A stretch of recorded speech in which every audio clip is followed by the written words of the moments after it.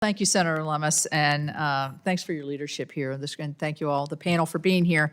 Over recent years, Congress has actively focused on addressing outdated statutory requirements that have limited the safe deployment of nuclear power. The cornerstone of those was the enactment of the Bipartisan Advance Act, the bill that I sponsored with help from members of this committee, including Ranking Member White House, Senators Lummis and Kelly. So while we focused on ensuring that the NRC implements the bill as we intended, there are discrete and targeted legislative changes that need to be addressed, and it's the subject of this discussion, obviously. Those issues include eliminating what is known as the mandatory hearing. I don't know if that's what you were just talking about. Yes. Modernizing the Advisory Committee on Reactor Safeguards, and building on previous efforts to provide sufficient compensation to NRC leadership to compete with the private sector. So I appreciate you, Senator Lummis, for calling this hearing on this conversation. So we had a hearing last week, I think it was, although the weeks are starting to move together. Recently, I'll just say that, with all the NRC commissioners. I was very encouraged in that hearing because having sat in past hearings and oversight hearings with the NRC, there's been a lot of, there had previously been a lot more tension, I felt like, and a lot more disagreement among commissioners, and therefore a lot of stagnation.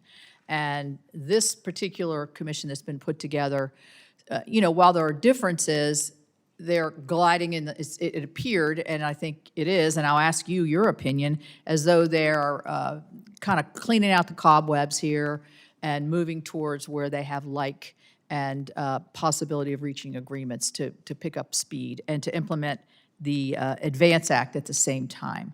So that to me is encouraging, and so I would be interested to know, we'll just kind of go through the panel here. Mr. Loris, would you agree with that, with the implementation of the Advance Act and the EO 14-300? How has the NRC been moving forward, in your opinion, on that? Yeah, I think very well, and you know, kudos to you and for the passage and ultimately signing Advance into law, as well as NEMA. I think it built a foundation that so many proponents of nuclear energy have been talking about for so long, which is how do we reform and modernize the NRC, and how do we reform a lot of outdated rules and regulations. And I think what the NRC is doing now is making progress on that. And one thing I noted in my oral remarks is that there's been talk about, you know, transitioning to this risk-informed, performance-based standards for how we approach different technologies and licensing, and we are finally on the path to actually getting there. And there's been a few kind of hiccups along the way, but I think now is the time we're actually like seeing the fruit born of all of the work that has gone into what the NRC is now doing. Yeah. Dr. Stein? Yes, I agree with that. I think the commission is working well together at this point, and they all are, and mentioned in the last hearing to my recollection, that they're all focused on enabling nuclear technologies for the benefit of society. And that difference has shifted how they're approaching what needs to be done and the timeliness of how it needs to be done. There are around 70 rulemakings ongoing right now, which is a huge change from the past. As Mr. Loris mentioned, we're moving to a risk-informed performance-based standard, and they have been doing that since the 90s. But they previously were taking one step at a time, and every rule that they changed, they were hesitant to change the next one in line. They wanted to have licensees to come in and test to see if that was the right change to move forward. And that would require us to have dozens of licensees over the years just to see if the regulations were appropriate, where it's the regulator's job to define what the regulations should be, not the applicants to test them. Mm-hmm. Dr. White? Yeah, I agree with both Mr. Loris and Dr. Stein. The pace of change at the NRC over the last few years, really pushed by Congress and by the administration, has been unprecedented.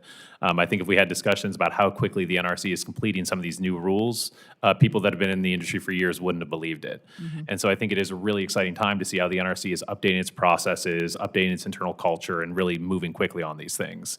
The two items I would just note, though, is that I think with the excitement that we have around the pace of this regulatory change, let's make sure that we're not just rushing for the sake of rushing, and we're still ensuring that the regulations that we're developing are effective and efficient.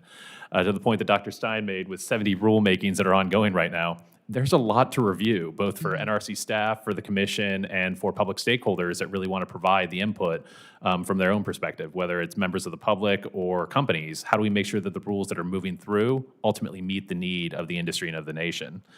I think the other thing to just keep in mind is let's not lose sight of the licensing reviews that are underway right now at the NRC. I think sometimes there can be a bit of a distraction on, okay, what's the new thing that we're working through? What are the rules? But let's not lose track of the companies that are actually making progress and make sure they're getting the resources. Right. As I recall from the previous meeting that we had, I think as part of my remarks, it was noting that one of the license reviews had moved through in a much more timely, previous license, much more timely than it had been in the past. So hopefully that. And the other thing, obviously, is the first thing, number one, is safety all the way through, no matter, and if you could say, oh, we're rushing 70 regulations through, it could appear that you're forsaking safety. They made it all clear, all through the panel, that safety is number one and remains number one. And so I was pleased with that. I just have one last question, because well, actually, I have another comment on workforce, because they all expressed, a lot of people left, and then how to replace, and the competition in the private sector, because there's so much more interest in actually people are seeing a little bit of light at the end of the tunnel, that we're actually going to be building these things.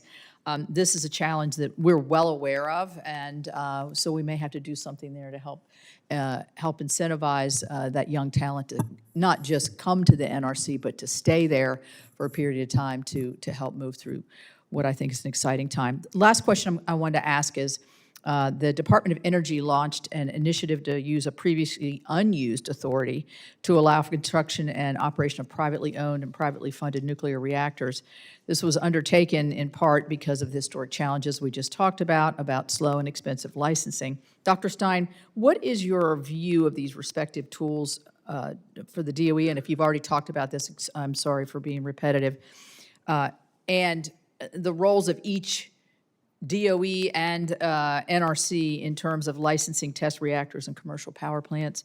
And do you think any limits should be placed on DOE's authority, and how to make sure that the current initiatives don't sacrifice long-term durability? Thank you, Senator, for the question. I think that the NRC has jurisdiction over commercial and industrial applications of reactor and nuclear power technology under the Atomic Energy Act pretty clearly. And that was not removed from the NRC's purview when the Energy Reorganization Act split the Atomic Energy Commission into the NRC and what became DOE. DOE has authority to develop technologies and test and research technologies, but their authority is limited to what is under contract for the Department of Energy. It's not primarily supposed to be for commercial or industrial uses.